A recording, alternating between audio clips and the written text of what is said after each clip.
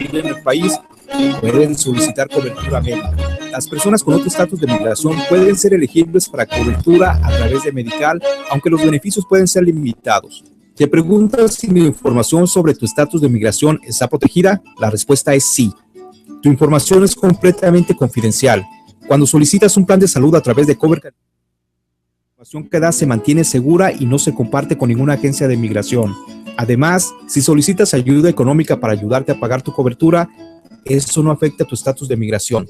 Visita coverca.com/español para más información. ¿Qué pasa si en tu familia hay un estatus de inmigración mixtos? ¿También está protegida su información? Claro que sí. Si estás solicitando cobertura médica para ti o tus familiares, solo necesitas el estatus de las personas para quienes solicitas cobertura médica. Toda la información se guarda de forma segura y confidencial. Visita coverca.com/español hoy mismo y encuentra ayuda gratis, confidencial y en persona. Apresúrate, la inscripción abierta termina el 15 de febrero. Este es un mensaje de Cover California y KBBF Calistoga, la voz de tu comunidad.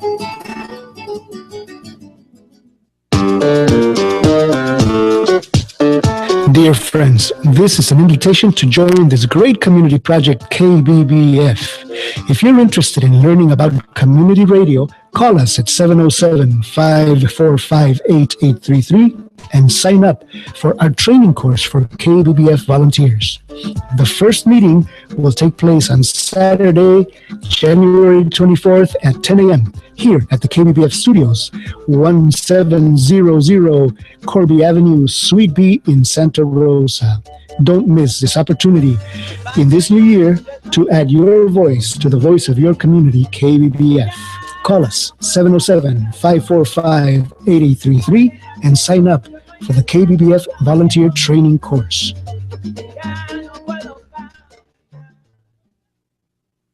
I don't want another drinking man in my life. I want to feel more fulfilled.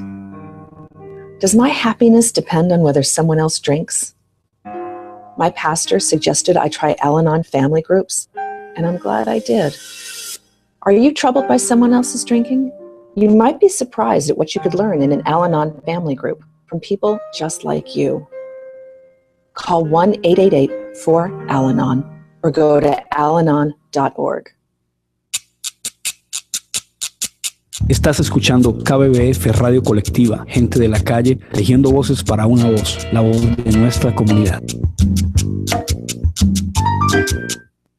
All right. Hello, everybody. You are listening to The Queer Life, LGBT news, modern perspectives, roundtable discussions, and interviews. I am your host, Kaiya Kramer, and I'm joined, as always, with my co-host, Mandy Howard.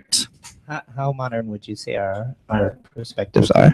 How modern? Modern. I would say like the Jetsons modern. Jetsons? Like, so futuristic modern. Futuristic modern. Okay. You know, like future weapons, except future queer people. Yes. Yes. Queer people of the future with Google Glass on their face. Yeah, Google Glass and like Amazon Echoes in the room.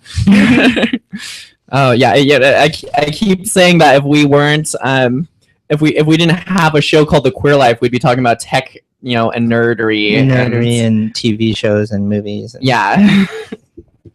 Okay, so again, this is The Queer Life, which is LGBT, which is lesbian, gay, bisexual, transgender, and there's a longer acronym, LGBTQIAA. Wait, we probably added another B in there for brony. Yeah, LGBTQ. Wait, LGBTQIAAN. Yes, N is for nerd.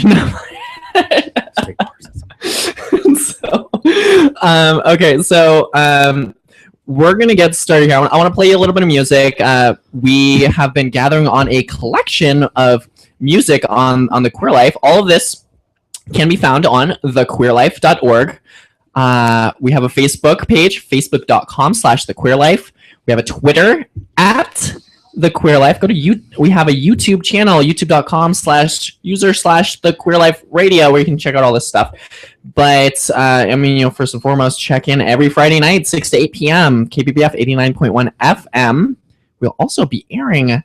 Not next week, but the following week on Tuesday nights from 9 to 11 p.m. will be a replay of Friday's episode. So if you ever miss an episode, and that means you get to come into the studio. Yes. And listen to a pre-recorded. Yes. And I'll be face palming the whole time. You'll be listening to us talk about stuff in the past, right? Like, yes. Yeah, it'd be great. It'll be like Back to the Future, but for the past. The queer past. Okay, so I'm gonna play a little bit of music for you right here. Just one song from Alyssa, whom we interviewed 3 weeks ago, who is a trans music pop artist. She's absolutely incredible. If you hear her music, you won't even realize, oh my gosh, this girl's trans. She came out, she transitioned, she decided, hey, I love music, I love performing. I want to become a pop star. And she totally is killing it out there in Florida. Connected to her through Yui Carlberg, who is a UK trans electro pop artist, who we have an interview, and we're going to be airing that interview in a couple of weeks here, because next week we will be as I need to where's my sound effects? Don't do it. Mandy loves my sound effects. They're horrible.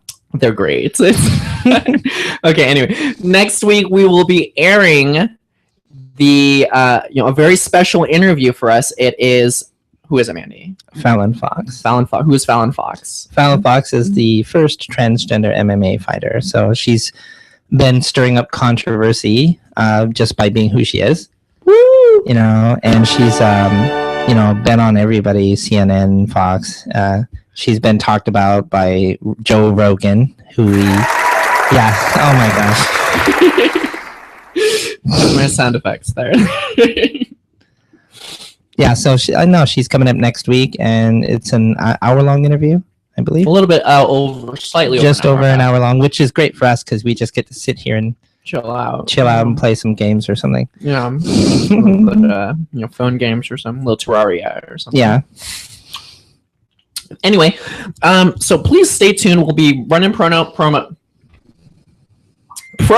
all week, not porno. We will not be running porno. We will be promos all week for the Fallon Fox episode next week. Check that out. And that will be the first episode that will be rerun on the following Tuesday. So it'll be amazing. It will be amazing. And eventually Mandy and I will fight her in the ring. Well, perhaps. We're hoping it'll happen. We're hoping, and it'll be hilarious to watch Kaiya run around the ring screaming. It's the only other trans girl other than Mandy who can one-up me in martial arts that we know of. That we know of, yeah. If any of you out there are trans martial artists, we'd love to hear from you. Go to thequeerlife.org/contact, and we would love to talk to you and hear you and perhaps fight you in the ring too, to prove our trans supremacy, because as you know, we all have the strength of a man. That's tongue-in-cheek for all you listeners out there. Trans women do not actually have the strength of a man. That's actually the point of the whole interview. Well, you could barely lift a 35-pound kettlebell. Yeah, that was pretty pathetic. I used to be able to lift those over my head with just one hand. But to be fair, I'm twice your size, and I could barely lift. Yeah. Kettlebell. Well, now at the grocery store, they ask us if we need help out. And I'm just kind of, yeah, So anyway, I want to play some music from Alyssa real quick. We're gonna queue up, and I'm gonna let you know who our very special guest is for this evening. Our special guest is Michael A. Fiumara of the Law Offices Michael A. Fiumara in Sonoma County and Marin. So we will dive into that, and so stay tuned. It is 6:09 p.m. Don't text and drive out there. Be safe and everything. So okay, stay tuned. More Queer Life on KBBF 89.1 FM. Awesome stuff. Awesome sauce. Keep it going.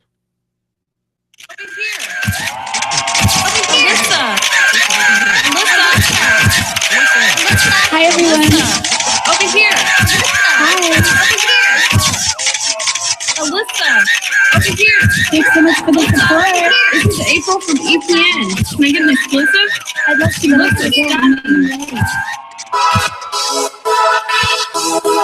This is for the glamorous people in the world. Let's go. So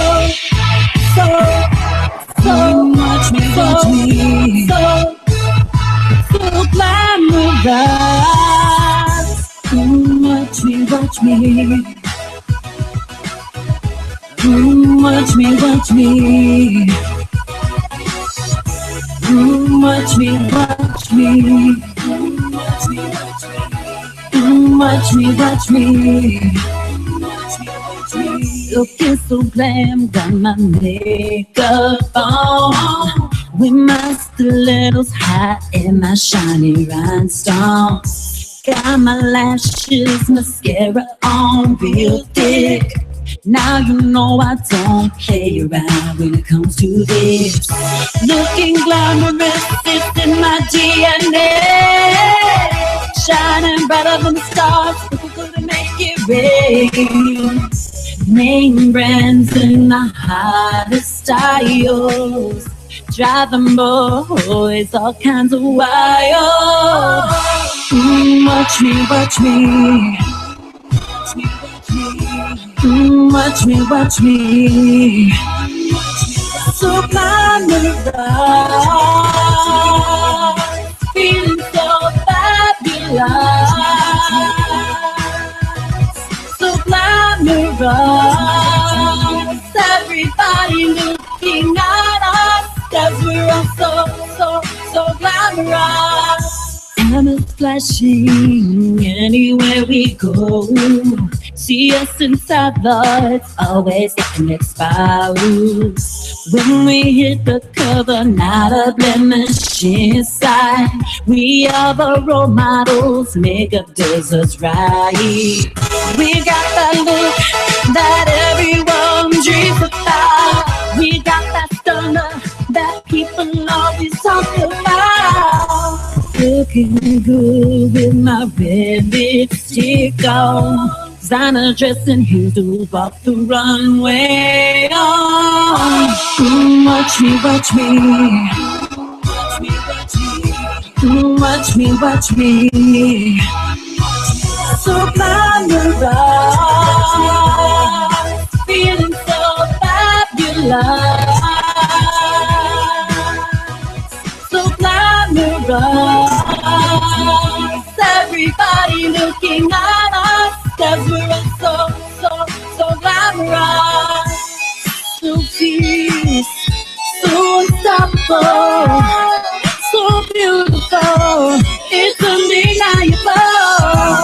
So gorgeous, why would you wanna disagree? When you see me, it's me looking so. Watch me, watch me. Watch me, watch me. Watch me, watch me, yeah, yeah. So glamorous, feeling so fabulous. So glamorous, everybody looking at us, 'cause we're all so glamorous. So glamorous, feeling so fabulous.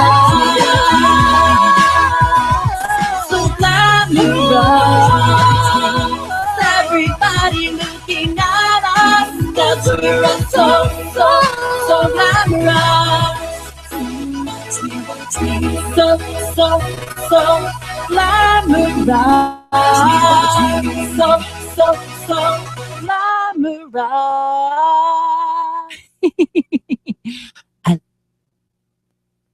All right. Hello, everybody. You are listening to the Queer Life, LGBT News, Modern Perspectives, Roundtable Discussions, and Interviews. I am your host, Kaiya Kramer. I'm joined with my co-host, Mandy Howard, and our special guest for this evening, Michael A. Fiumara. Michael, thank you so much for joining us this evening. It's my pleasure. Buenos noches, and I'm glad to be here. Yeah, so Michael here, you've been practicing in Sonoma and Marin County since 1991. No, right? desde 1970. No, 1900. No, I got it. 1992, but it's 1992. 1992. Oh my gosh! Wow. And Kaiya, what were you doing in 1992? What was I doing? Diapers. In 1990? No, I was I was 3 years old. I was in diapers. That's when I. But I was in the U.S. at that time. At that point. Yeah. So Michael, I feel really honored to have Michael here. Michael is a huge supporter of KBBF. He's supported at KBBF throughout the years. Actually, ran into Michael last year at one of our monthly events. And if any of the listeners out there have a chance, please come check out our monthly events. You can check out about our events at kbbf-fm.org. And you'll come eat, drink, be merry, dance. We have salsa lessons. There's homemade Latin food. It's really great. I always come there with an empty stomach and come and eat, and just so fantastic. And you get to meet all the faces of KBBF. There's a kissing booth from the Queer Life. No, just kidding. $1,000 per kiss. $1,000 per kiss. It all goes to KBBF and supports the public radio. That's more than the hourly rate that we charge. So that's a little excessive. To go to the state bar or the district attorney's office. Well, we tend to, we have a retainer as well. All right, as long as it's written. Yes. So, Michael, he's been practicing a long time out here. He serves, the Latino community. He's bilingual. He works with, all different backgrounds, all different types of people, no matter where you're coming from. Criminal defense, he does family. They do, all kinds of stuff. I mean, it's personales. Yeah. It's absolutely incredible. And one thing I've learned about Michael is he doesn't back down from a fight, and so I jump into it and get a little bit more excited, just like our Lewis video. That really pushed the envelope, which we needed to do. Yeah. So Michael, Michael just recently had a video go viral. Actually, for my day job, I do tech work, websites, and I produce videos. And Michael and we produced a series of law videos. And what happened is at the end of it, we're like, okay, so let's Michael had this doll. What's the doll's name again? This doll's just Miss Naughty. She's just a good Christian girl who I thought I'd take out of the closet because she was a gag gift. And I pressed her hand, and she had some nasty things to say about everybody. She doesn't discriminate. So I decided that I was going to just go with the flow. And all I did was I interviewed her like I would respectfully interview any client that comes into the office, because we don't discriminate, whether it's LGBTQ or Latino or Black, Asian, any nationality, creed, color. So we don't discriminate. So I just interviewed her very calmly in a very professional manner. And she was saying the nastiest things you can imagine. And I had to end the conversation rather quickly, because you can't use the F word and the P word and the C word and all these nasty things. And finally, I said, I cannot see you any longer. The state bar rules prohibit me from carrying on this conversation. And it was really tongue-in-cheek. It was humor. It was satire. There's a whole host of people who loved it. But my detractors, the jealous ones, the bitter ones, people that just are unhappy ones. I call them the unhappy class. They got very excited and they wrote in all kinds of complaints, but it got viral. It went on to Comedy Central. ABC News carried it. Even the conservative Fox News carried it. It's been on different radio shows and other shows, and even KSRO, where I'm a guest every week. We had the doll actually play her little sayings, and we had to beep it out, but it was fun. It's all in fun. We need to have a little more humor and enjoy our lives while we are alive. It's called, La Vida. And in Costa Rica, it's Pura Vida. So let's enjoy life. But for the bitter ones out there that find it offensive, then just avert your darn eyes. You don't need to look at it. The Supreme Court said that. Avert your eyes if you're offended. Okay, so we're going to play the clip from Comedy Central. Oh no. Awesome. I didn't know you were going to do this to me. Yes. Okay. So everybody, this will be a great clip. Yes, and since it was on national television standards and at midnight. At midnight, with Chris Chadwick, right? That's right. No, Hardwick. Chris Hardwick. That's right. Hardwick. Yeah. But that's because I push the limits. I fight hard for my clients, and this is evidence of that fight and that feistiness and winning and getting good results. That's what we're all about. It's about the client. Absolutely. And if anybody has any questions for Michael out there, you can give us a call, 707-545-0318. That number again, 707-545-0318. 8. We're also curious to hear from you what you have to say about the video. We'll be playing that, and we'd love to hear what you have to say about it. You can also tweet us at The Queer Life. Also, too, if you have any questions, if you're a queer person, if you're questioning and you just need advice, Michael, we'll get into that further too. Okay, all right, everybody, just check this out real quick here.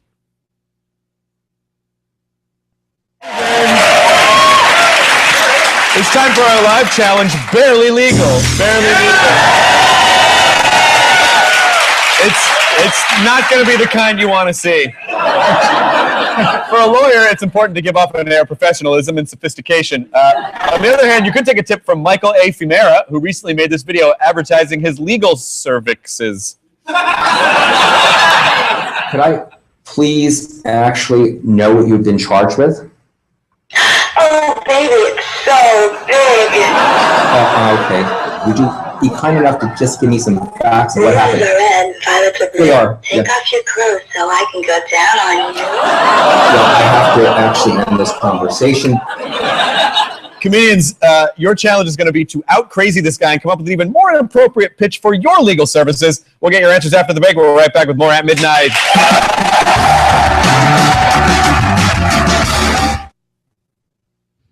All right, that was the little clip excerpt from At Midnight with Chris Hardwick. We've got a link to that on thequeerlife.org. And you can actually just find it. We are in episode 25, True Confessions of a Gay Lawyer.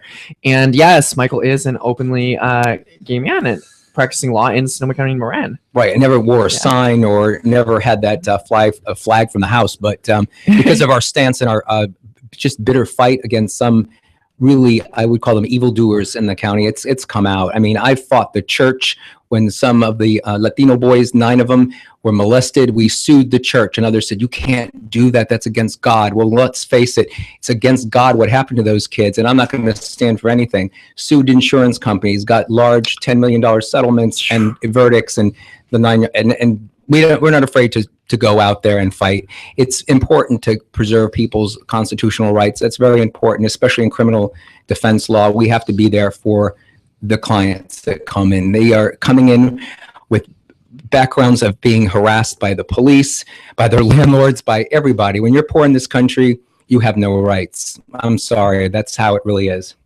You know, if anyone says something different, that's different.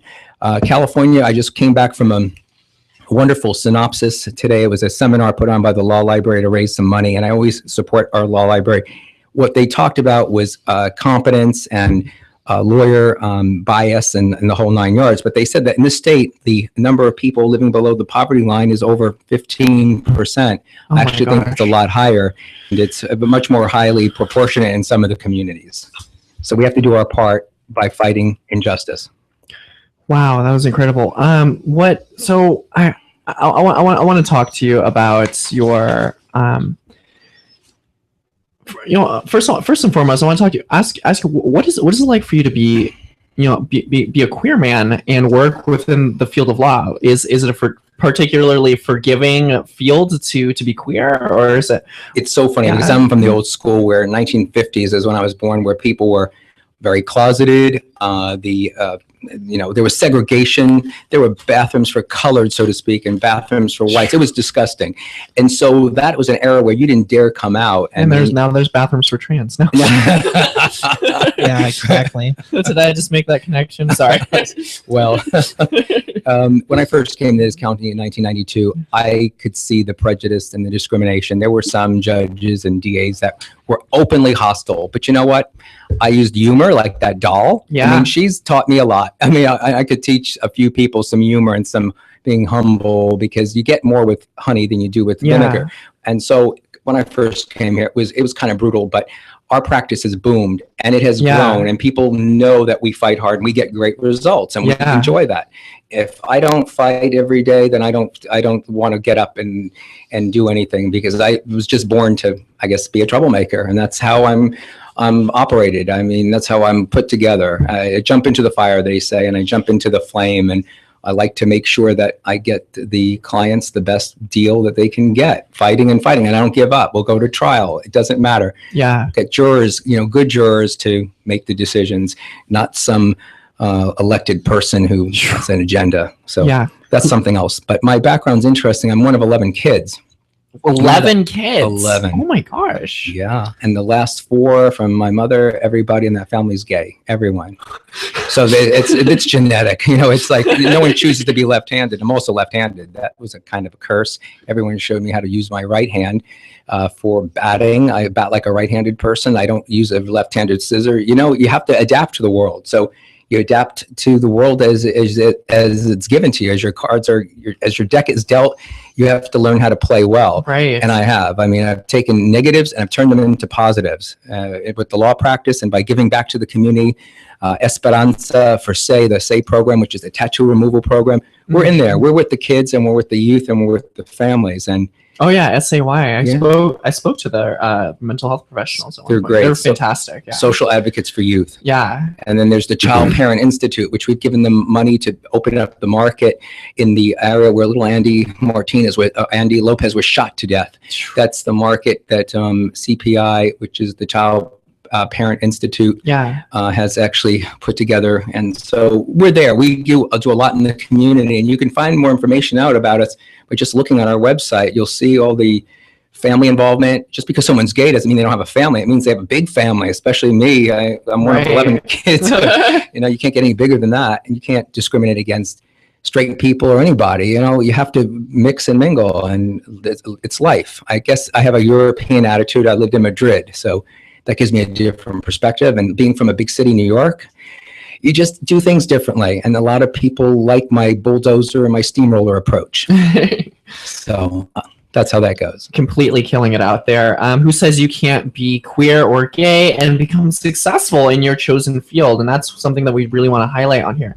And that's been a message that we've been putting out there to our listeners, because we have a lot of people, we get a lot of messages from people who are like, hey, my cousin's gay, or my brother's just told me that, he feels like a girl or whatever. And it's just like, there's a lot of these, defeating thoughts that, if you're queer, you're going to lose everything, that you're not going to be able to be successful in your field. That it's like, it's like, well, I wanted to be this, but they don't let gay people do that. Can't be successful in that because of this, or I wanted to do that, but they won't let transsexuals do that. That's self-defeating. You have to not look at things like that. Our youth who are bullied because they're perceived to be gay and beaten and hurt. I mean, many of those kids are not gay and they're being treated as though they were. And that sort of discrimination definitely is something that is being actually addressed now, which it wasn't addressed when I was growing up. People would just beat and savagely beat anyone they perceived to be gay, and it left terrible scars. And you wonder why people are going to prison, because if you're mistreated like that, where do you think you go? What do you think you act like when you're treated badly? It's self-perpetuating hate and self-perpetuating bad feelings. You take it out on someone else, and the next minute the crime rate goes up. You can't blame the victims because these people have been brutalized. So we have to do more toward youth and more for them, and that is something that our law firm does all the time because we feel that it's very important. So you certainly put yourself out there into the community and started to help a lot of people. Where do you think a lot of this comes from? I was raised this way. My mother and father were good people. My father had a bicycle business in Brooklyn. He gave bicycles away. In fact, my mother was the better businesswoman than he was. And, I'm from a large family. And when you're from a very large family, you share. You're not greedy, selfish, self-centered. You give back. It's just natural. You're not selfish. And you don't eat ice cream in front of the other kids. That's what my father said in the shop. Wow. He said, you come inside because a lot of those kids don't have any food and they don't have any ice cream, and don't show off. So we were brought up to be extremely modest and to have a real concern for the community and political. Okay, real quick, we're going to go away for a quick commercial break here.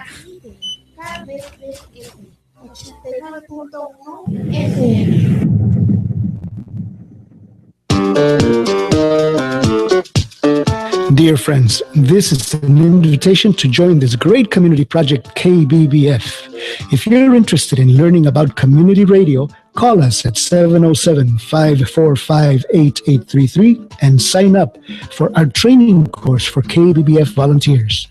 The first meeting will take place on Saturday, January 24th at 10 a.m. here at the KBBF Studios, 1700 Corby Avenue, Suite B in Santa Rosa. Don't miss this opportunity in this new year to add your voice to the voice of your community, KBBF. Call us 707-545-8833 and sign up for the KBBF Volunteer Training Course.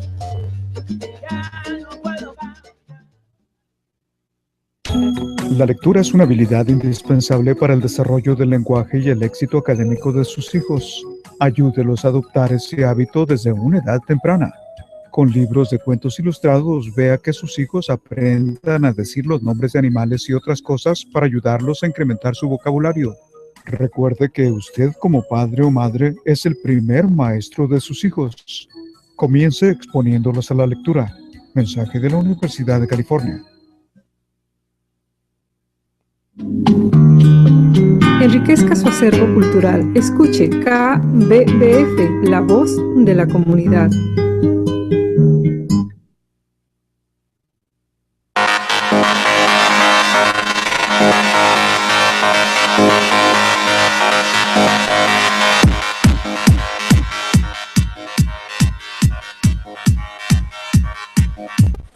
Touch me, just touch me. Take me, just take me.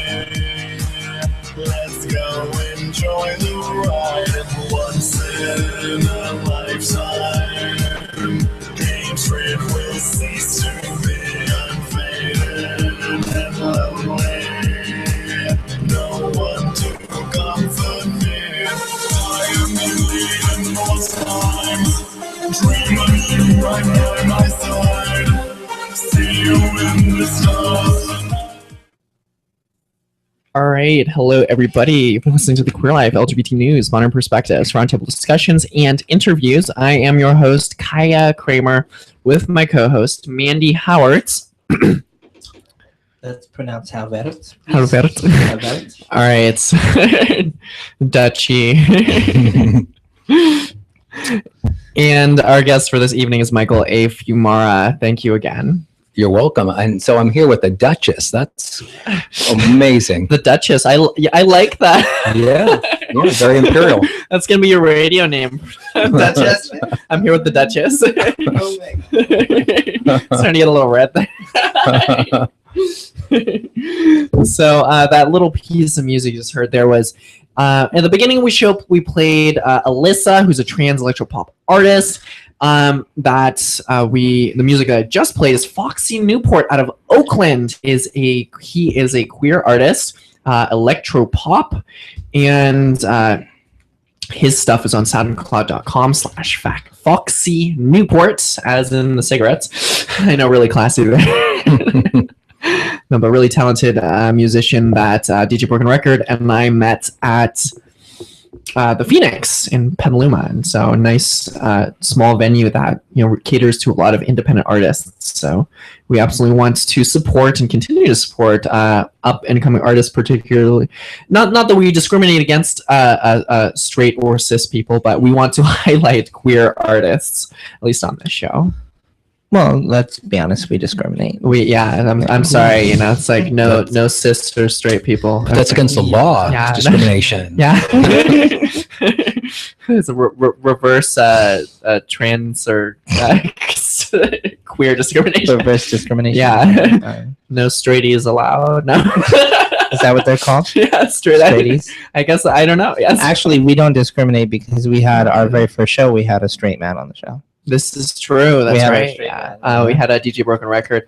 Edgar, he was on our very first episode. Oh, and Edgar's very much responsible for my video doll. Some say a nightmare. I've had apologies from other attorneys say to me, "Oh my God, you're in such controversy. Are you okay?" Yes, I'm okay. I feel better now. I'm invigorated. I'm energized by this because you know what? The message is love your neighbor It's also a very important message of tolerance, and we don't discriminate, even though this so-called doll came in all nasty and saying things that is just out of touch and out of tune. But we've actually had worse clients than that who have terrible mental illness, but we treat them with respect and dignity, and we even give them a bottle of water and and sometimes a snack, because we feel that we're serving the community. Absolutely. I mean, like some of the comments on there. But I like the one with the, why is everyone acting like their panties are twisted up somewhere? She said, you know what? They need to get a life, because I laughed so hard. I showed my girlfriends and friends and they loved it.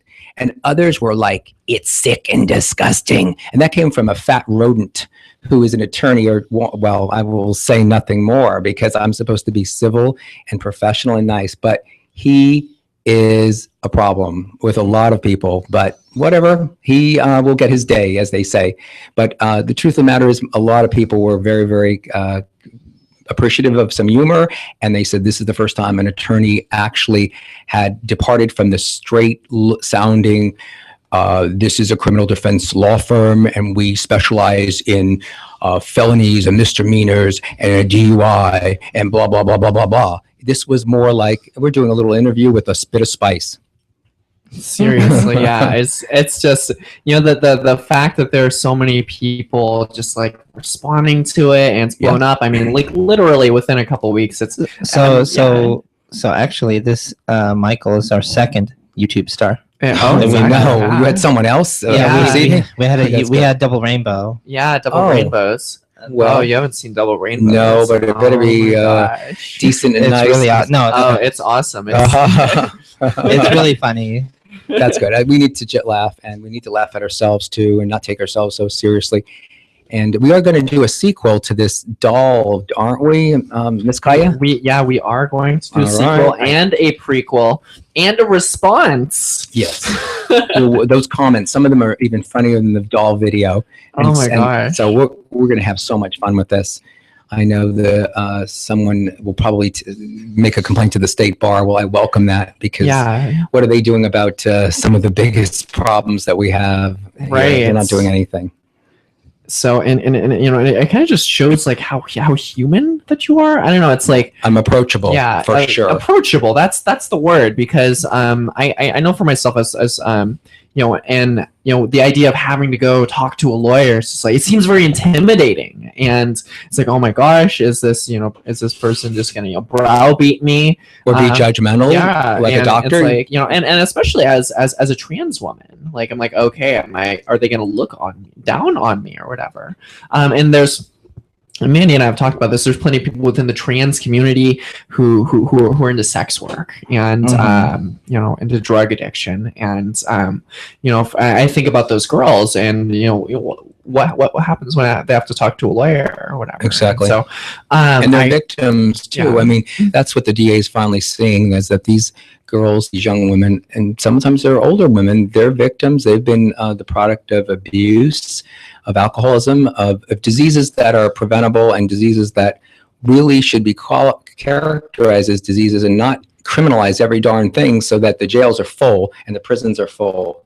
And Mandy would know about that, since she has some experience in that realm, but I won't go there. But and I don't mean she's served there either. I'm not trying to say that she Mandy. We haven't talked about it yet. All right, good. Well, I'm just saying that she knows, because she studied all these things, and she has a good head on her shoulders. So I want to commend you on that. But what I want to say is that these victims are now treated as not just prostitutes. No, it's more like, let's get them the services they need, help them with job creation and something else. At least give them the opportunity. Right. You know what I mean? Instead of criminalizing everybody and everything, we have enough people in our prisons and jails, and we're spending too much money. Yeah, when they're and when they get out, they're kicked out on the streets and homeless and yes.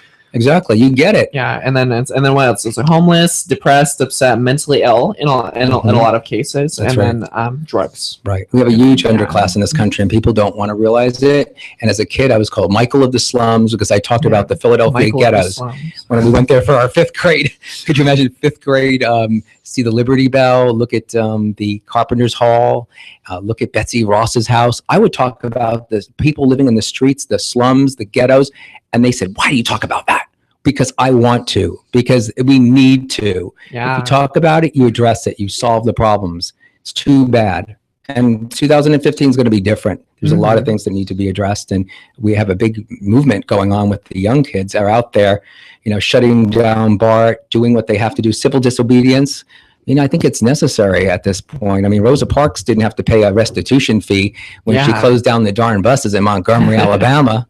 So I'm a little left of center. That's all. Yeah, well, I mean, it's pretty incredible that just the community activism and the response, and as KBBF has been a huge proponent in bringing attention to the Andy Lopez incident, and DJ Broken Record on Broken Record Radio Show every Monday night on KBBF 89.1 FM at 9 to 11 p.m. and also Tuesdays at 3. That's actually a new time.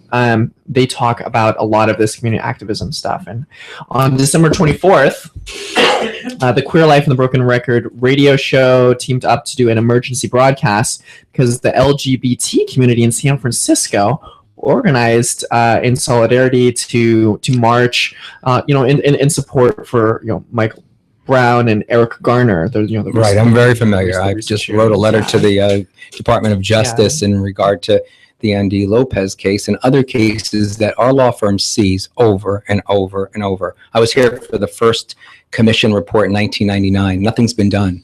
Nothing. None of the recommendations. It's not us against them. It's just that people don't, I should say the establishment does not want to change. Yeah. They don't. And even stuff gets passed through. I remember I went to a workshop all day long with the Human Rights Commission, and I talked to Ron Wakabayashi from the U.S. Department of Justice, and he was saying, "Yeah, we got this new stuff going through all the law enforcement for trans training." And I said, and I went up to him and I asked him realistically, I'm like, "Hey, this is great. This stuff has been sort of approved as material that can be learned, but what's the likelihood of this actually going out there and getting into the hands of knowledgeable and capable officers out there?" And he said, it's honestly it's very low because there's a lot of this material out there that they're allowed to learn. It's just the amount of hours that they can pull away for training and what they choose to train on. So it's it's a logistical issue. It's a training issue, not for a lack of want, but it's just there's so much, who do we focus on is the question. So there's the understanding on the side of the bureaucracy that goes behind that, respectfully. But so recently, so I want to ask you about something. You pulled up an article about a trans woman in going through her own court proceedings. Yeah, she was an attorney. This is a trans woman who actually was a very well-respected attorney, and she transed from male to female, and the judge refused to change the way she was addressed, refused to change the gender pronouns. Yeah, exactly, and it ruined her credibility. She said in the trial, because you can imagine the jurors are looking, and she's being called he and Mr. So and so, and she's all dolled up, beautiful, and long hair and makeup. And yet the judge is being totally disrespectful. But when we learned this information from the state bar's program, one of the eliminating bias, it was something that doesn't surprise me, because some of the judges just the old dinosaur, and there are some old dinosaurs. Right. Yeah. They're not going to change, and they're in a different era, just like I'm in a different era. Right. And I'm not stuck in the 1950s. I'd like to have a black phone from the 1950s and get away from all this technology, because it impersonalizes things. But that's because I don't like technology. You would know that from the Facebooks that I have and everything else, but I know it's a necessity. So what I'm trying to say is that the state bar has actually made some efforts to highlight this prejudice and discrimination and put an end to it. So I think that's a good thing the state bar is doing, and that was part of my purpose with the doll video, is to say, hey, the state bar has some good rules on the books, and one of them is, when you have a client like this who's saying nasty things and sexual innuendos, end it politely and very nicely, and end it so that you're respectful to all sides, but you don't engage anymore, and you even write a decline letter, because you can't have people like that. I mean, when I was better looking and I was a competitive bodybuilder, I had women come in, and my secretary said, "I'm coming into the room." I said, "Why?" She said, "Well, that so-called client is not a client. She's that low cut and this dress and that," and her body language. These are women telling me what to do. This is true. I don't like to talk about it, but I think back to that, and I didn't see that because I'm kind of naive. I'm not, generally attracted to women, but they could be attracted to me, and they'd ask me about my no wedding band, and the next minute, inappropriate questions, and you have to end that. Trade services. Right? No, you can't do that, and I wouldn't even think of that, and so. There were some vicious, nasty things who said, "Well, Mr. Fiumara, you're making fun of women. That doll's not a bimbo." Look, I have the most respect for women, especially teachers. If it wasn't for teachers, I wouldn't be here. I wouldn't have gone to an Ivy League school back east. I wouldn't have gone to the great universities. They're the ones that inspired me to learn. Teachers are great. We represented the California Teachers Association. This one prude teacher, I just felt like screaming my head off because she had me come to her class. The nerve. Yeah, come to my class and teach my kids, and then let me condemn you on the public, the public forum. I mean, people like that really hit a nerve because they're ignorant and they pretend to be liberal and they're not. That just bothers me. But I'm supposed to be professional and nice and say, "Okay, you have a different opinion. That's good." But I don't think things change that way. I just don't. That's why I support the activism and You gotta stop with that. All right, sorry, I had to go on with my tirade. No, it's great. No, I was saying she has to stop with the sound effects.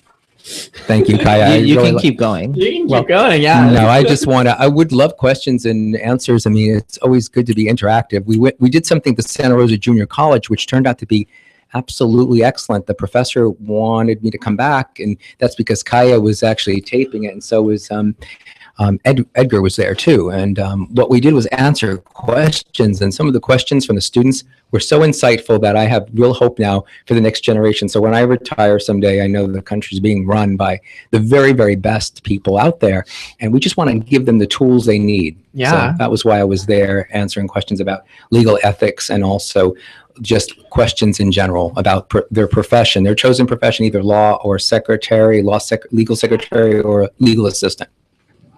Absolutely. Well, if you have any question for us, give us a call, 707-545-0318.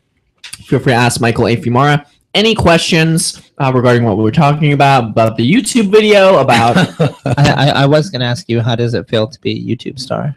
I don't even see it that way. I just see my First Amendment rights as being paramount, and that I was expressive, and that somebody thought it was really funny and cool, and other people hate it to death. But you can't please all the people, and that's how it goes in this country. We're a very divided society, unfortunately. So actually, on the internet, I think you're judged by how many haters you have. So the more haters you have, the more famous. Oh, good. Then I must be really famous. What, the Generous? What's her name again? That great star who is Ellen. Yeah. Someone said you have to go on her show next. She's great. Yeah. Well, I don't know if my lesbian mother would like her. And all y'all out there, feel free to give us a call, 707-545-0318. That number again, 707-545-0318. We will be waiting on here, and we will be happy to ask Michael any of your questions out there, legal, YouTube, or otherwise. We're putting him on the spot here. You have a unique opportunity. Yes.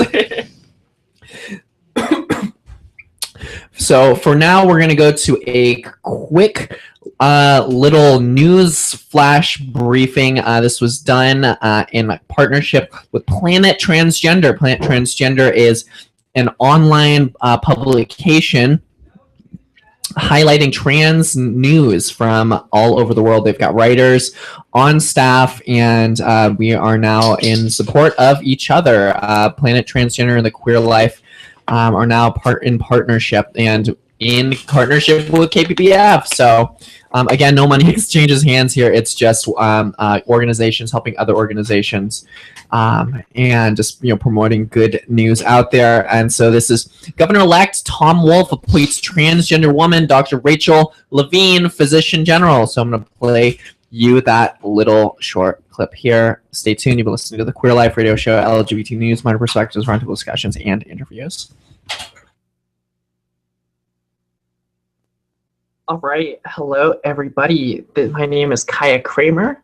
I am host of the Queer Life Radio Show, LGBT news, modern perspectives, roundtable discussions, and interviews. This is a remote broadcast, breaking news, if you will, on January 18th, 7:30 p.m. And I just received news of something really exciting in the from the trans community that affects everybody, even those in the cis community. And this comes from Planet Transgender, and the article was added by Kelly Busey, chief editor. So I just want to kind of just dive right into it and give a couple words on the significance of having a trans piece of news like this come up. So Governor-elect Tom Wolf appoints transgender woman, Dr. Rachel Levine, physician general. Get into it here. Wolf's avant-garde appointment of a transgender woman for physician general is welcomed news. Saturday, Pennsylvania Governor-elect Tom Wolf named 4 more members of his cabinet in a press release, one of which is a transgender woman, Dr. Rachel Levine, who will serve as his physician general. Governor-elect Tom Wolf explained why he chose Dr. Levine. Dr. Rachel Levine is well respected in the fields of pediatrics, psychiatry, and behavioral health, where she has practiced for close to 3 decades. She has been a leading voice in efforts to treat teens with medical and psychological problems, as well as adults and children with eating disorders. It's important to me that we place equal emphasis on behavioral and physical health issues. Dr. Levine will bring expertise and wide-ranging knowledge to this important role, advising the Secretary of Health and me on medical and public health matters, Wolf concluded. Source: Penn State News. Levine has been a physician at Penn State Milton S. Hershey Medical Center since 1996 and has served in numerous roles since that time. She is a professor of pediatrics and psychiatry and chief of the Division of Adolescent Medicine and Eating Disorders, a highly successful program she built from its inception. She also serves as vice chair for clinical affairs for the Department of Pediatrics and Penn State Hershey Children's Hospital. She also has worked closely with the Penn State Hershey Office of Diversity as the liaison for LGBT affairs, mentoring and assisting lesbian, gay, bisexual, and transgender students, faculty, and staff. So this really struck me as something extremely powerful. First off, how often is it that a transgender woman is being appointed to become physician generals, by elected officials, or governor-elects rather in this case? It's showing that, it was mentioned to me earlier that we are at the tipping point. And Malcolm Gladwell's book, The Tipping Point, posits that at some point in society when great movements are happening, and it takes a while for movements to get going, but as soon as we reach this point where critical mass is about to happen, and it only needs a couple small pushes for it to get over this hump, then all of a sudden the floodgates will open, and for us, for particularly trans people, we will start entering all facets of society. We will leave the fringe roles that we've for so long occupied, being set down as sex workers, as prostitutes, doing porno type work, selling drugs, becoming drug addicts, being imprisoned, and having this representation shown for us by the media. The media tends to highlight a lot of these aspects of trans culture. So the most significant thing about this is that we're starting to be seen as doctors, we're starting to be seen as lawyers, we're starting to be seen as professionals out there and holding real roles in society with decisions that affect other people. Because whether you like it or not, trans people are a part of this community. We're a part of this community that's becoming more and more visible. And it's not because we want the attention, it's because we need the attention. It's because we need to have representation out there. And mind you, Dr. Rachel Levine here has years of professional experience. Not only is she a trans woman, but she's highly qualified for the job. So I want to thank Plan Transgender for and Kelly Busey for writing up this article, and I just felt it absolutely necessary to share the story and to kind of give a little bit more weight as to why this is important. So thank you so much for listening. Again, my name is Kaiya Kramer, host of the Queer Life Radio Show, LGBT News, Modern Perspectives, Roundtable Discussions, and Interviews. Our show is every Friday night, 6 to 8 p.m. Pacific on KBBF 89.1 FM, and we will be having a second airing each week Tuesday nights from 9 to 11 p.m. Pacific on KBBF 89.1 FM. And of course, you can reach all these episodes on thequeerlife.org. We have it all available there. Thank you so much, and thank you so much for listening. All right, hello everybody. Oh my gosh, we are getting blown up on the phone here. We just have a few minutes before we pull away for a break. You've been listening. If you're just tuning in right now, that was just a quick little brief from myself remotely on trans woman being appointed as physician general. We've been interviewing Michael A. Fiumara, who has been practicing law in Sonoma County since 1992. And so if you have any questions, again, for us, you can feel free to give us a call, 707-545-0318. Okay, oh wow, we got a...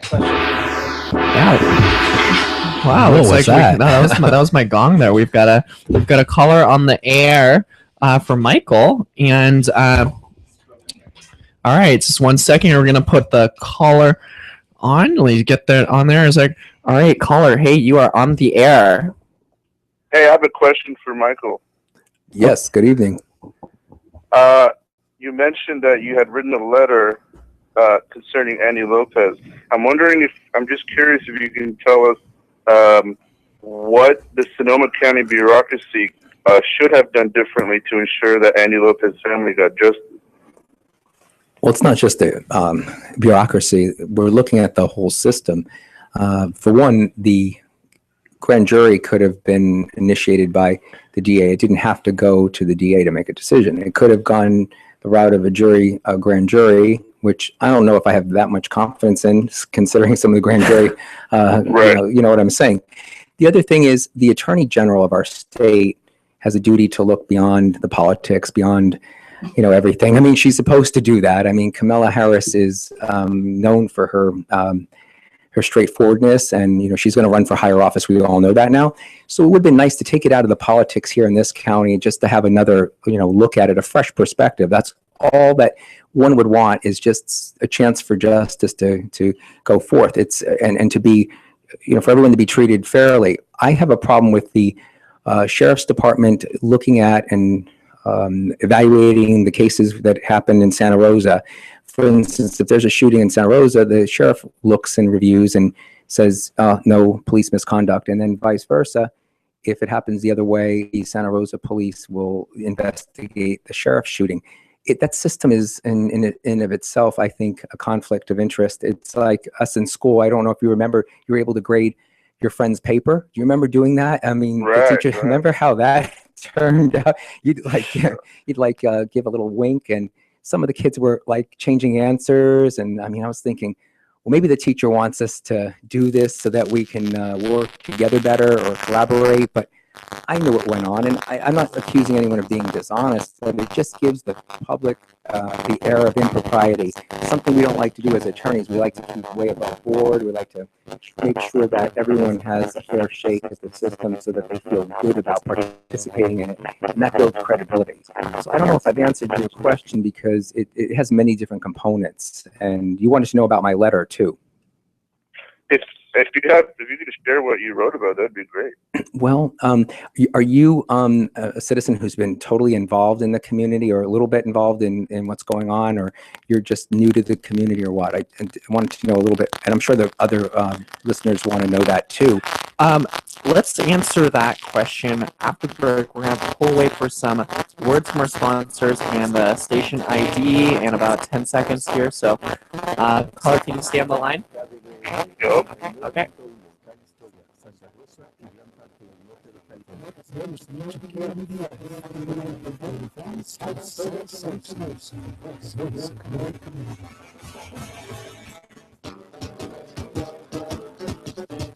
Dear friends, this is essential to join the Joint Community Project KBBF. If you're interested in learning about community radio, call us at 707-545-8833 and sign up for our training course for KBBF volunteers. The first meeting will take place on Saturday, January 24th at 10 a.m. here at the KBBF Studios, 1700 Corby Avenue, Suite B in Santa Rosa. Don't miss this opportunity in this new year to add your voice to the voice of your community, KBBF. Call us 707-545-8833 and sign up for the KBBF Volunteer Training Course. The following message is about Medicaid and CHIP, free or low-cost health coverage for kids and teens. Enrollment is open year-round. Hey, voice lady, give me the mic. Okay. Hey, DJ, let's switch up the music. That's better. So listen up, moms and dads out there. There are these programs called Medicaid and CHIP. They offer free or low-cost health coverage for kids. Things like doctor and dentist visits, prescriptions, and shots are covered. All the stuff that keeps kids like me healthy and in charge. So, as you can tell, a covered kid is a confident kid. And it means confident parents, too. To learn more about affordable health coverage for your family, visit healthcare.gov or call 1-877-KIDS-NOW. That's 1-877-543-7669. Yep, you could do something big for your family today because enrollment is open year-round. This has been a message from the U.S. Department of Health and Human Services. And Sophia. KBBF radio that motivates profound thoughts in children.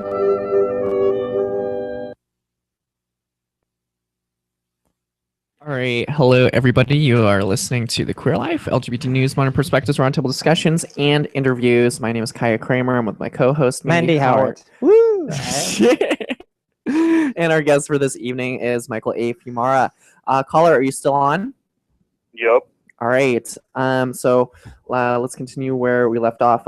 Introduce yourself and your activism. Yeah, no, I was just asking Michael if he could talk about the letter he referenced, and then he asked me how familiar I am with the whole situation. And yeah, I was involved in the community response, and I'm very familiar with the whole case. So Great. I was just, That's good. I'm glad that you are. I can tell you the letter, what we did. There was a group of attorneys that sent a letter to the Department of Justice, and they got a response really late. And it was a kind of crappy response because I got well, it wasn't crappy. It was just very vague, and it didn't contain any specific recommendations or anything that they were going to do or not to do. It was just vague, and it was not so responsive to what the group of attorneys had written. So I rewrote it in my own style, which has some bombastic style to it. But really what it was is the letter looked at some other perspective from before these other attorneys were even here in this county. So I'm more of a long-term, old timer, let's say, since 1992. I was here when in 98, 99, the Department of Justice, the criminal division from DC came to this county, and they really came up with like 26 recommendations, and not one of them has been followed through to this day. And they addressed a lot of different things, and it's a darn shame because during a 2-year period, I'll never forget this, there were like 11, 12 deaths at the hands of the police, and nothing was really done. And there were groups like Tanya Brannan's, the Purple Berets, and there were Peace and Justice. All these different organizations were there trying to get some justice. Nothing happened, and we thought maybe now with 61 deaths starting out in the 2000s, maybe there's going to be some change here. But I just don't know if the federal government is the answer. Like Reagan said, the government's the problem, and I'm starting to believe that the way I see things. Unfortunately, I never felt that way before, but I've had a few experiences that show me that that's the case. In this case, I just want to say that there's more to the the issue, because other jurisdictions who've had, like the Tamar Rice case, a 12-year-old boy was shot to death within 2 seconds of the police arrival. That city, Cleveland, now has what's called a decree order, which means that the federal government's training the police and law enforcement and helping them get rid of the pervasive pattern of discrimination and violence against the people there in that community. And we see that here in this county. I think we have a pattern, and I think it's been self-evident for a long time. It's just that there's something else going on. I can't put my finger on it, but I'm truly disappointed, and I don't hold out any hope that things are going to change unless you build a park for this kid, and then there are people that are writing ugly things in the paper about Andy's parents, that they weren't good parents, that they were this or that, and that he was on marijuana. What about the cop? Was he high on something too? Why don't you be fair? There's just no fairness in the society. It seems like there's always this one-sided oppression. And I see why the people are getting angry, and I see why this country's falling apart, and it's getting uglier and uglier by the day. But I still am optimistic that the legal system will eventually change, but we have to change it. We can't let some institution just get out of control. So I don't know if I answered your question, but my response, my letter was very well thought out, and I gave one example after another, including the NAACP. They rated they actually put a rating on all of our institutions in this county, and they were Fs and Ds. The district attorney got a big fat D, as in dog. The F was, all the police departments, and I think the sheriff got an F. That's really a disgrace when you think about Fs.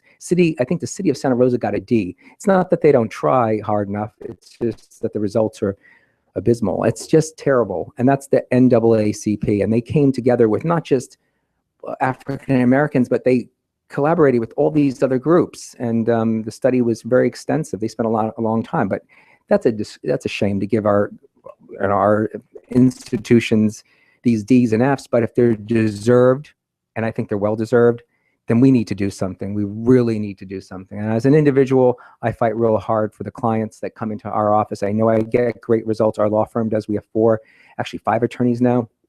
We work hard, and we work day and night. I probably had about 4 hours sleep, and that's why I sound so raspy and maybe grouchy or grumpy. But you know what? I take pride in what we do, and I hope that everyone really watches and keeps their eyes open with these events, because knowledge is power. That's one of our mottos in our firm, and that's what we continue to do, is monitor things and try to change where we can. But there's just so many forces against us, and against people in general, and especially poor people and minority people. I just feel sometimes that we just have to keep going. Absolutely. Really quick, wanted to say I really appreciated the answer. And maybe if we use the doll, we can finally get their attention. Right? I thank you. We'll make it humorous. And you know what? I'll get the sequel going. And the sequel will be maybe it'll be 10 times nastier. And then I'll have the state bar on me. Maybe, I'll have to sue them. I don't know. Whatever it takes, right? We have to get attention and do what we need to do. All right. Thanks a lot. You're welcome. Thank you for your question. All right. Thanks so much. Anything else? That's all. Thank you. All right. Thank you for your call.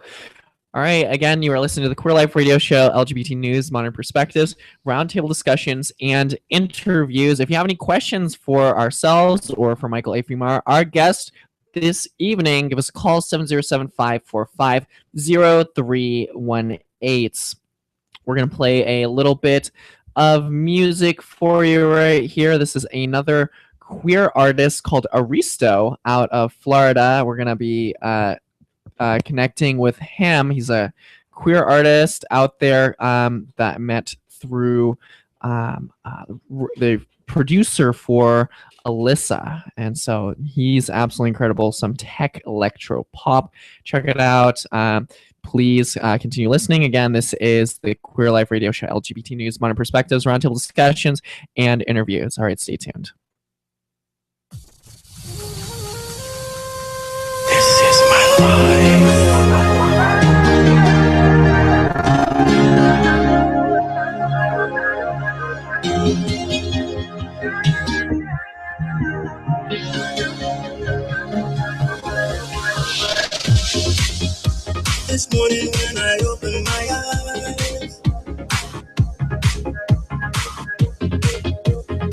thank God for being alive. I never would have survived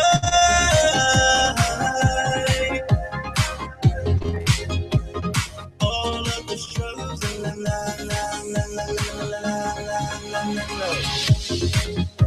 deep down I hit the pain inside.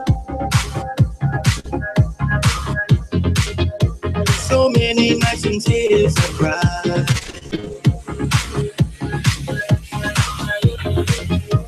No longer will I cry.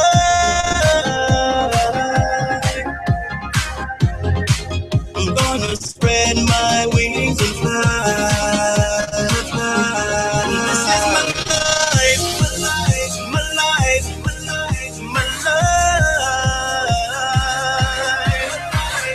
It's a brand new day, time to live my life. Living my life, my life, my life. Starting today, I'm gonna live my life.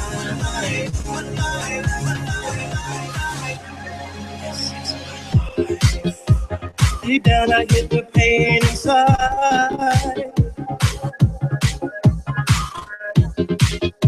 So many nights and tears I've cried. No longer will I try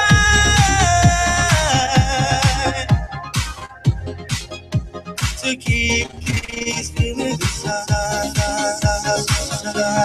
This is my life, my life, my life, my life, my life. It's a brand new day, time to live my life. Living my life, my life, my life, my life. Starting today, I'm gonna live my life. This is my life, my life, my life, my life. It's a brand new day, time to live my life. Living my life, my life, my life, my life. Starting today, I'm gonna live my life.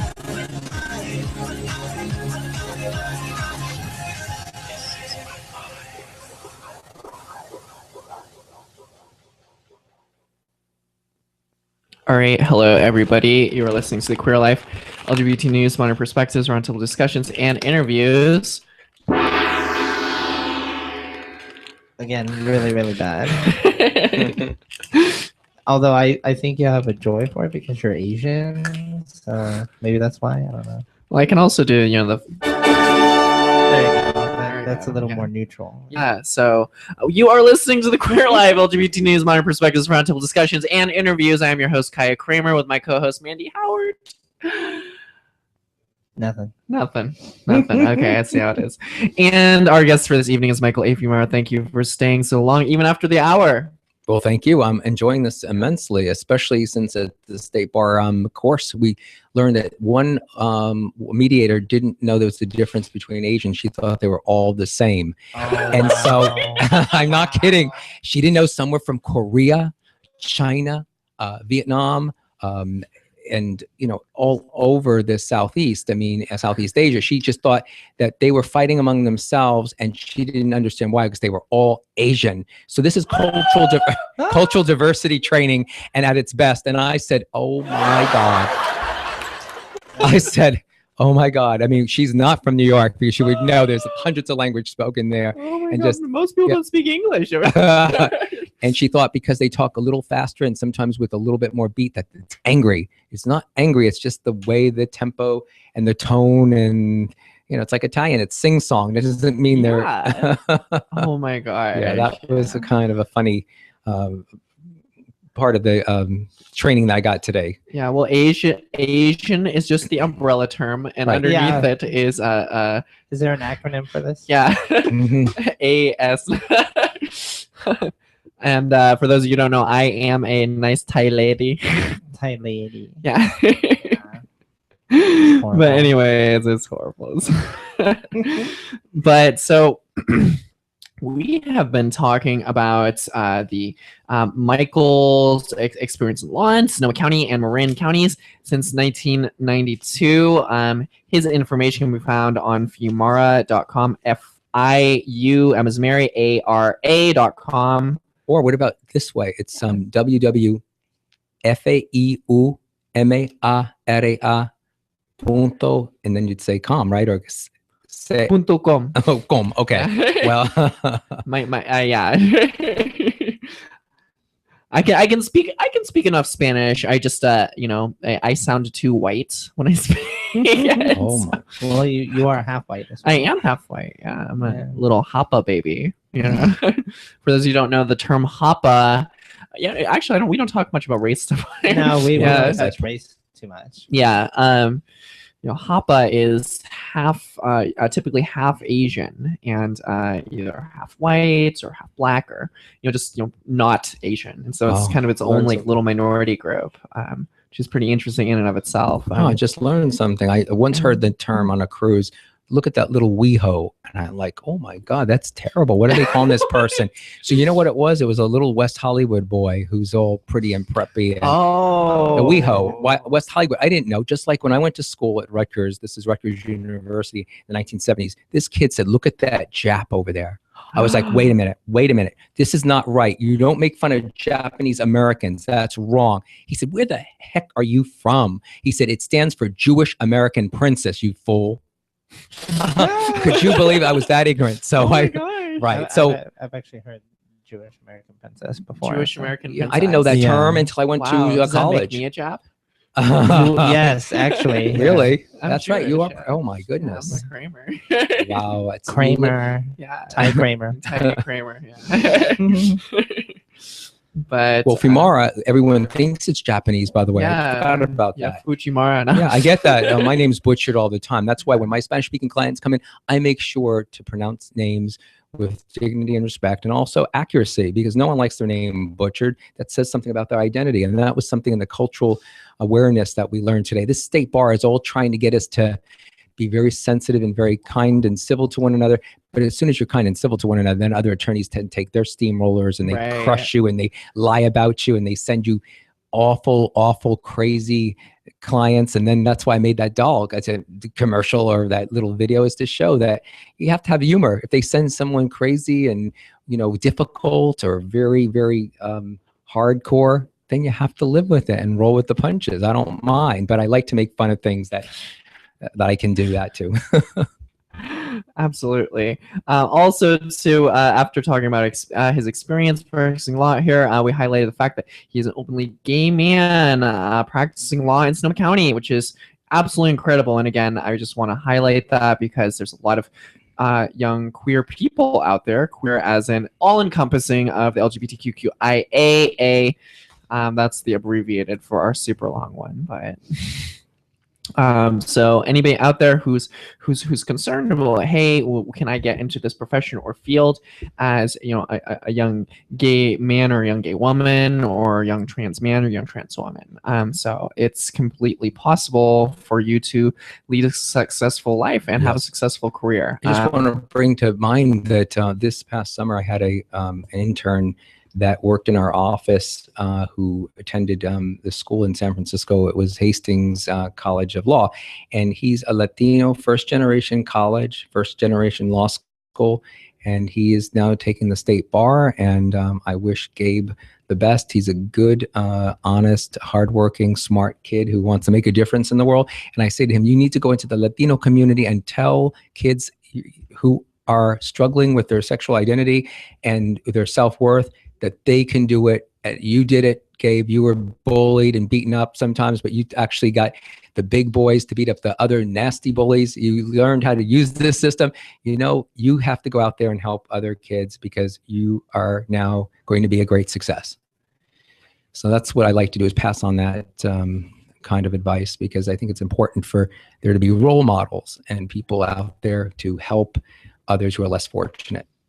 I'm really glad that you shared that because, a lot, that's actually one of the questions I was going to ask you was like, is there anything you could say to any of the, the young listeners out there who are feeling like down about themselves? They're like, hey, I'm gay, I'm trans, I'm queer, I don't even know what I am. This is what a lot of people think. Well, I think they should, they should know that that people out there love them and care about them and want to help them achieve their maximum potential. And sometimes good teachers, and many times that was my case, a good teacher would take me to the side and say, I know you're acting out. You're like the smartest kid in this class, but you have some difficulties, don't you? And you know what? Here, let me give you an assignment. I bet you'll do really well. It was a little encouragement.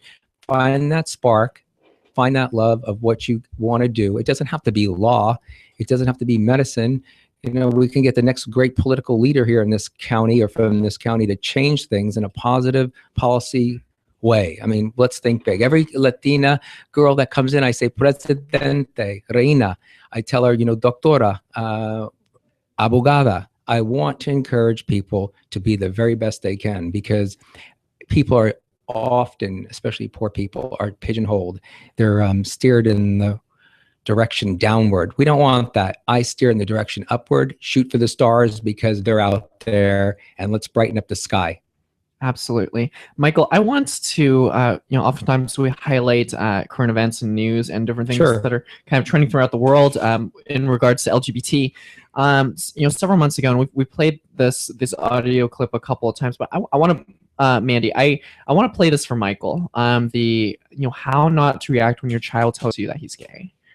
And I want you to hear it, and I just I just want to get your response to it because it's really powerful. Actually, I had to go through and I had to censor it because it was there's bad language used in it. But I'm gonna play you the audio clip here. It's about 5 minutes long. Okay, you want my reaction? And I want your reactions to it because this is just we'll play it and then we'll have a couple minutes for you to talk about it and then we got to take a short little 2-minute break. It already sounds like child abuse as far as I'm concerned. Yeah, it's verbal child abuse. So check this out real quick.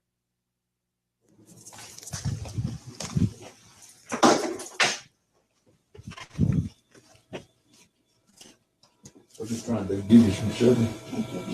Daniel, That's okay. I want to tell you before I say anything else that I love you. Now, I know that you're not going to believe that, but it is true. Oh, I believe it.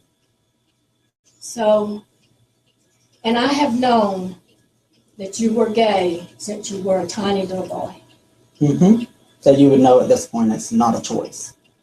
And you have made a choice. I have not made a evidently choice. from what you told your daddy. I have not made a choice. I have not made a choice. I have been from the moment I come out of my mother's uterus, I have been that way. Probably long before I come out of her uterus. Yes. Mm-hmm. No, you can deny it all you want to, but I believe in the Word of God, and God creates nobody that way. It's a path that you have chosen to choose. Mm-hmm. All right, you believe it the way you want to believe it, because I cannot change that.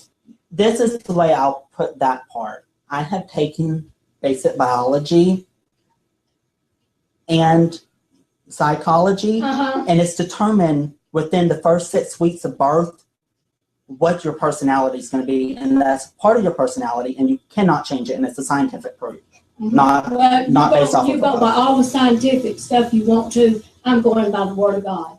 Well, scientific proof trumps the Word of God. No, it doesn't, in my opinion. Well, in my opinion, it does, because there's scientific proof. That's Well, why it's all right. called scientific proof. Okay, I'm not going to argue that point with you, but I'm going to tell you that you have chosen that path. We will not support you any longer. You will need to move out and find wherever you can to live and do what you want to, because I will not let people believe that I condone what you do. Okay. Well, I will be out by Thursday night at midnight. How about that? All right. I'll be completely out, and you'll never, ever have to see me again. If that's the way you choose it, that's fine. No, that's not what I'm choosing. I'm doing what you're telling me to do, and you're disowning me. So that proves how much of a person you are. Okay. In fact, can I live in your basement since it's your house and you're my mother? Really? So all of that support that you told me about? Oh, I support you. I don't support what you do. And we don't because I support your believe in habit. what you do. No. And I have a lot of friends that are gay, but they're friends. See, They're not related to me. That's not what you told me that day on the couch. That doesn't seem very motherly to me. And disowning your dad and telling him that he's a racist and that your dad didn't raise you, your dad's gone to bat for you for the last 20 years of your life. That man's put a roof over your head. He's put food on your table. That's not raising. You Wait, say wait a minute. none of these people have raised you. You're full of and you told me on the phone that you made that choice. You know you wasn't born that way. You know good and well you made that choice. You know that this man has done everything he can to raise you. And you told me right on that phone that that was a choice you made. He didn't need to blame himself. So don't fill these people full of Daniel. You're twisting my words. You are twist everybody. You are a completely different person. Let me tell you something, you little bitch. No, you're not gonna at me. No. You son of a off me. Get off me. Let me tell you something. I'm going. Stop it. Stop it. Stop it. Get off of me. What's wrong with you? What's wrong with you? You don't tell lies on me, you little piece of I didn't. I trusted you. You've never trusted me. You should have more with me than anybody.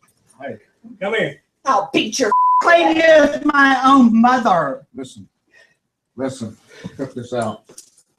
What is wrong with you people? No, what's wrong with you? No, what is wrong with you people? What's wrong with you? No. You run your mouth on Facebook about me. I've done everything in the world. Everything in the world for you. I haven't run my mouth about you haven't. What if Tell me?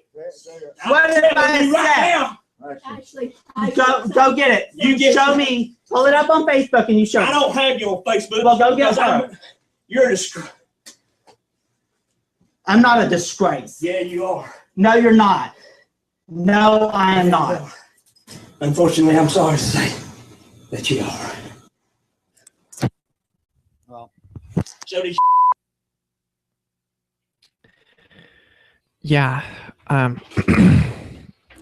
Yeah, we played that on a couple previous episodes here, and on the Lilac Alcorn episode 23. Yeah. Mm-hmm. We have just a couple minutes here before we go ahead for another break here, but just like I'm sitting in here and it's just like we're all just kind of quiet and we've got our heads down. We're just like sitting here shaking our heads like Michael, like. Well, how can you just own your own flesh and blood? I mean, for parents to throw out their children when they're most needed and most vulnerable, that sets them up for criminal, for other people to take advantage of them and to hurt them. And I just don't know how they do that. People of God, they call themselves Christian, and they're doing these acts that are mean and unloving. I don't think Christ, if he were alive, would want to do any of that. I think he would love everyone for who they are. And I'm not someone who's deeply religious, but deeply spiritual, because I'm out here to help people. You don't do that to your own kids. My mother didn't do that to me. In fact, she says, I know, and I'm very proud of you. You're doing very well, and I want you to be happy. I mean, that's what she said. This is a form of child abuse in every which way, and it should be prosecuted as far as I'm concerned. That's where the DA should get off their, and do something. But it's very, very sad, and it was hard to listen to, because the kid who is being the 20-year-old is he must feel like lower than low. I mean, his own parents and an aunt or whoever it was and hitting, and the father was just hateful. And you'll listen to their Southern accent too. That really made me think, well, I'm glad that I don't live in the South. Not that I don't think all Southerners are nice people or not nice people. We're insulated out here on the West. We are on the coasts. We are. Yeah. So we have to be fortunate, but we are fortunate, but we have to be much more vigilant about helping those who can't help themselves. Absolutely. Okay, we're going to be pulling away for a word from our sponsors in just a moment here. You are listening to the Queer Life Radio Show, LGBT news, modern perspectives, roundtable discussions, and interviews.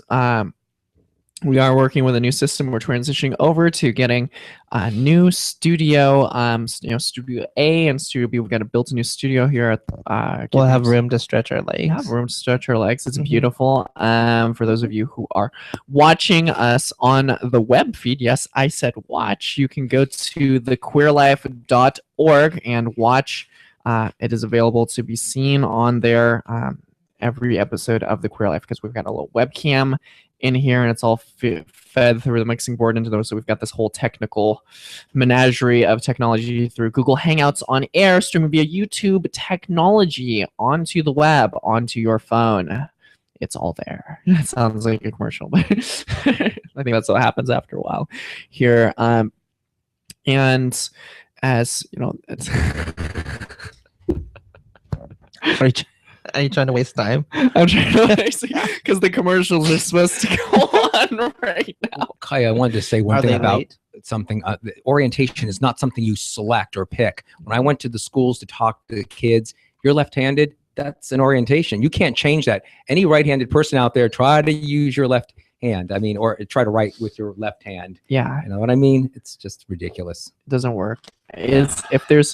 If there's anything that you could say to those parents, what would you say to them? Be understanding. Listen and understand. It's like what the state bar was telling us today as attorneys. Listen and don't judge. Why are they judging? And they're Christian? Yeah. I have a real problem with that. And so does my mother, who was raised Catholic. I think her mother was a Jew, and so was my grandfather for that. But we were raised Roman Catholic. Yeah. We were taught to be respectful of everyone and to listen and to show compassion and empathy. Put yourself in their place. They treated that kid in such a horrible, cold, nasty way. I mean, I think they attacked him physically. That's what it sounds like. And to me, that's child abuse.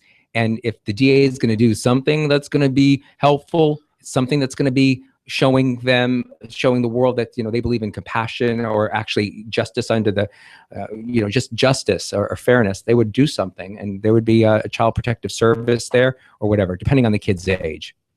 Absolutely. So, yeah, it's just so appalling that this, I for the most part grew up in Sonoma County, and out here we're fairly progressive in terms of queer acceptance, and just to, it's like, because a lot of times you can kind of get this tunnel vision idea that things are better, it's not as bad, and then you leave Sonoma County and you go to some of the other states, and here I'm not trying to put down any middle states or anything, but it's like we different worlds. Yeah, we're living in a bubble. Yeah. It is a different world, Kaiya. It's one in which we're fortunate to have more of a liberal bent. I mean, it's mostly a Democratic county too, or a blue county. That has something to play into the equation. But we have people here that I have to say, Santa Rosans make me proud, because I think during the 1950s, when the little girls were precluded from going to the high school in Arkansas, one of the girls came to Sonoma County and actually finished her high school here, which is quite remarkable for this progressive world. Some people don't think Sonoma County is progressive, but deep down it is. There's a lot of good people here. Yeah. And that's why I really like practicing in Sonoma and Marin counties, because we're very fortunate. And as much as I have to, sometimes make fun of the city design for a living because Santa Rosa has some bad planning, I actually find this area to be extremely beautiful and a good place to live and to do business for the most part. So I just wanted to put that in there, because everyone thinks, I could be negative. I just try to critique things and I want to make it better. Make it better. It doesn't mean you're unpatriotic or bad. It's just you want things to improve. Why not? Absolutely. And Sonoma County is a beautiful place, I know, for one. I too am proud to be a Sonoma County-ite, Sonoma County-ian. I'm the only alien here. Yeah. What do they call them? Sonomians? Sonomians. Right. Yeah. And I call it Sonoma County because it is a bit slower paced than, let's say, San Francisco or New York or Philadelphia.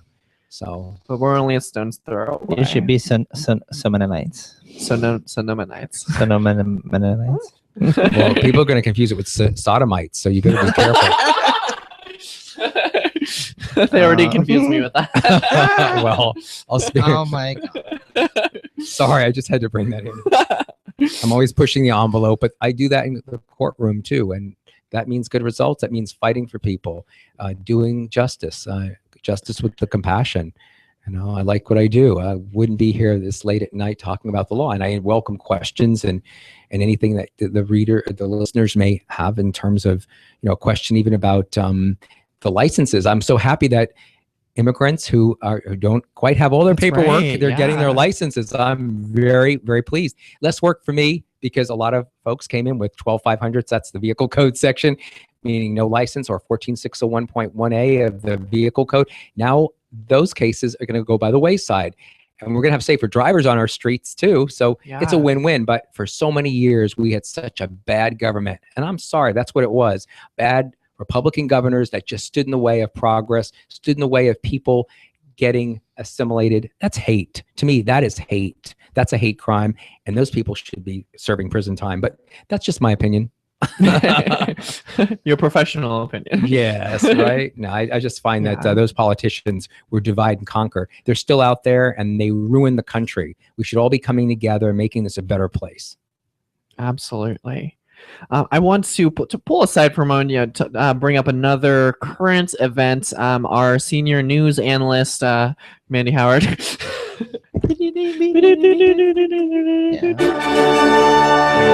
we go. We gotta have a news ticker tape set up. Yeah, we do. Well, I mean, I got a 60 minutes clock. News hour. Yeah, news hour. News half hour. With Mandy Howard. News 20 minutes, yes, actually. 2020.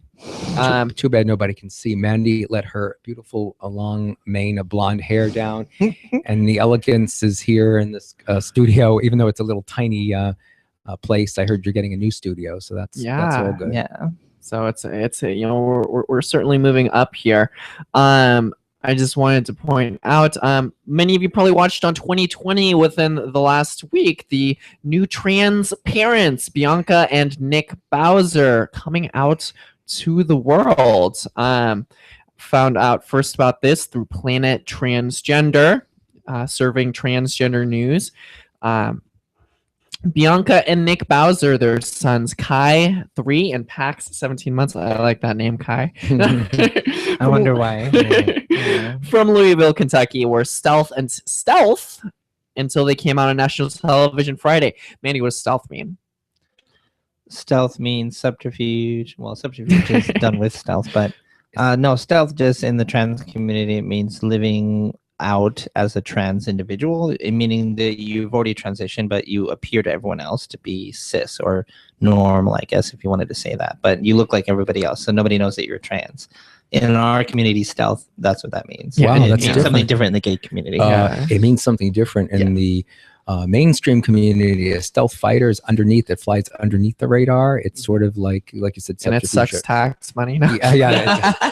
Oh, speaking of tax, what a waste, right? A lot of it's wasted. Boeing. No, just kidding.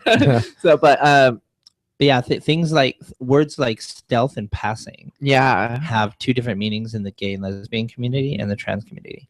Like passing in the gay community usually means passing as a straight person for the most part. So if you're a passing gay person, people don't know you're gay, so you're stealth. Yeah. And in the trans community, it's completely opposite.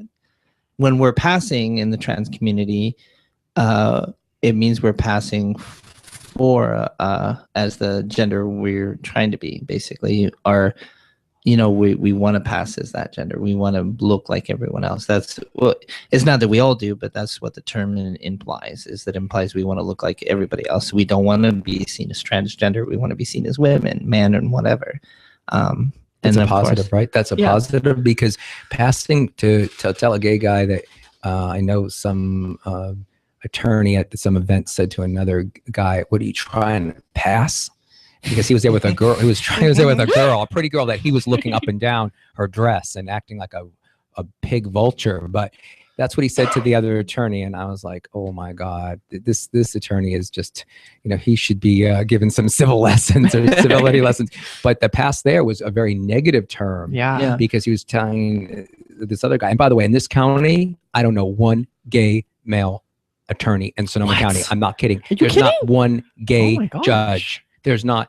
That governor should be looking at someone to select, because we should. I mean, there's all the other minorities and groups are represented in Sonoma County. West County has a large gay, lesbian, transgender, queer population. It really does. It's one of the highest per capita, and we don't have anything like that. No one's visibly out. No police chiefs, no police officers, nobody. This is one of the most closeted places I've ever lived in my life. Oh my God. Well, what I was going to say about passing when it comes to being transgender is, instead of trying to focus on trying to pass as a straight cis woman or whatever, we should focus on teaching transgender youth that it's okay to be trans, that you don't have to pass.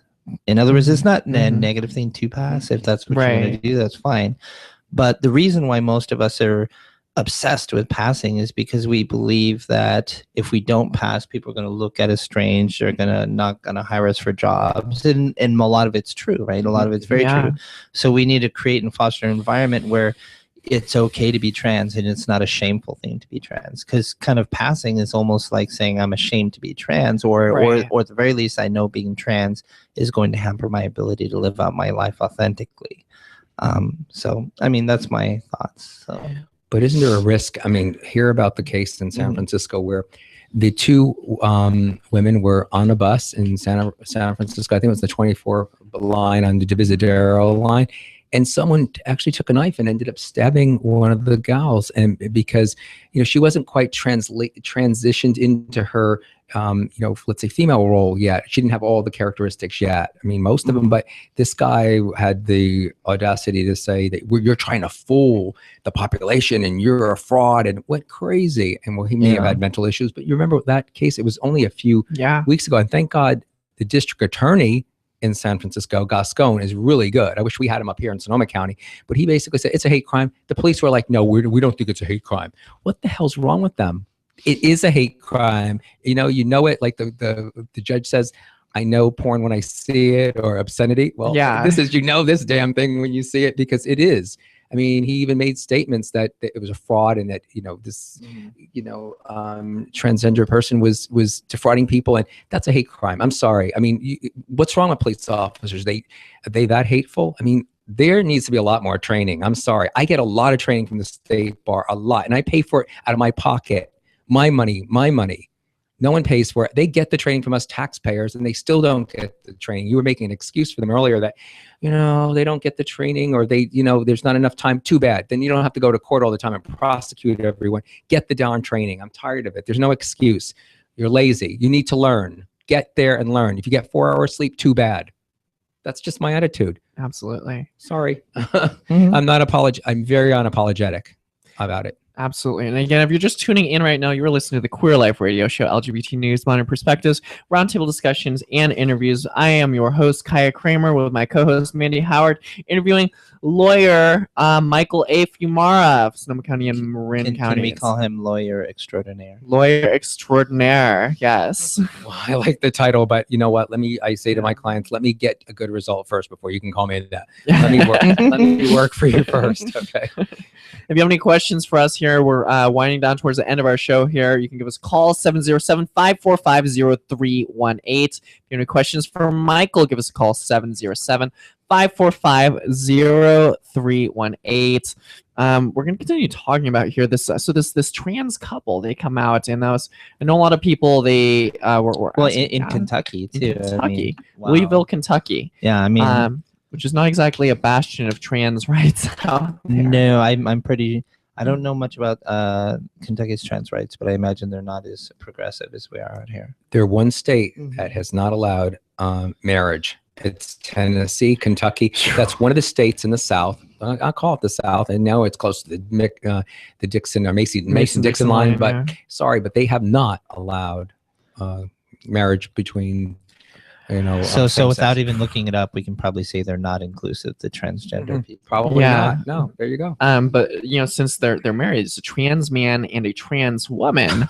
So they would have been married as man and woman, but they've been living stealth with 2 kids. Yeah. talk about brave and courageous, because there in the South, I'm sorry, I think of people at nighttime coming with the crosses and the burnings, the tar and the feathers, and that's why I can't even watch Selma, because it's so. I just I can't watch those things. I'll stay up all night, and the next day I'll be depressed, and it's horrible to see people being animals and being mean to other people. It's just disgusting. And just like Schindler's List, when Jews were killed and gassed in Eastern and all over Europe, I can't watch that. Just because even as a kid, I would watch this stuff and I'd be talking about it, and my sister would say, "Just shut up. You know what? It's just a darn movie. Stop talking about it," because I'm sensitive to that stuff. I don't like seeing all this hate and garbage. And then these kids go to movies and they see heads chopped off and people dismembered in there, and then they become desensitized, and we're wondering why they become mass murderers. Did you see on Facebook? I put on my Facebook, we have the most mass murders in the whole world in this country. Gosh. Wonder why? I recently got this this statistic from a Tumblr person posted, Sit Rain posted. On average, you have a 1 in 18,989 chance of being murdered. It's anybody.